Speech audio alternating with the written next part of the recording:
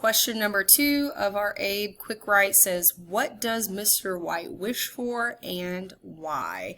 So for this, we are moving towards the end of part 1 of the text, and we are answering what was that first wish that Mr. White made, and then why did he make that wish? So for this particular question, when we're thinking about how we want to restate it, remember it's always a good idea to look for the question word first, but this one actually has 2 question words.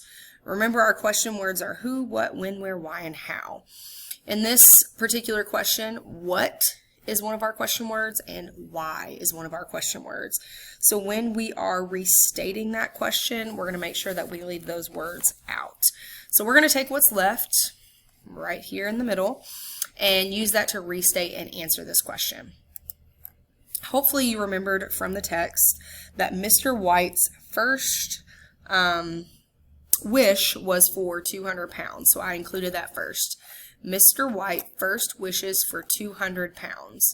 Then I'm going to get into my because, and the reason for that was because Herbert suggested that he wished for enough money to pay off their house. So if you think back to the passage, there was a part where Herbert says, well, you know, Dad, wouldn't you like to have enough money to pay off the house? And they decide that that would be a good thing to wish for. So that was what Mr. White's first wish was for.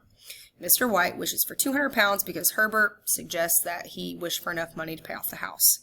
Then we get into our E1. Remember, our E1 is our evidence, and this is where we go back to the passage and we find a quote that shows that our answer is correct. We are always going to start with a good sentence starter like the text says, or according to the passage, or the author states, and then we get into our text evidence. So this is the evidence that I pulled out of the text. If you only cleared the house, you'd be quite happy, wouldn't you? Said Herbert with his hand on his shoulder. Well, wish for 200 pounds. I want you to remember, we talked about this yesterday. We have 3 quotation marks here before the word if, and then 3 quotation marks after the word pounds. The reason for that is because we have our 2 quotation marks, like always, because anytime we cite textual evidence, we always use quotation marks to show that these are not our words, these are the author's words. But I added that 3rd quotation mark because this is a quote inside of a quote. So if you were to find this particular piece of evidence from the text, you're going to notice that there are quotation marks around it in the passage because it's someone talking. So we indicate that by adding a 3rd quotation mark.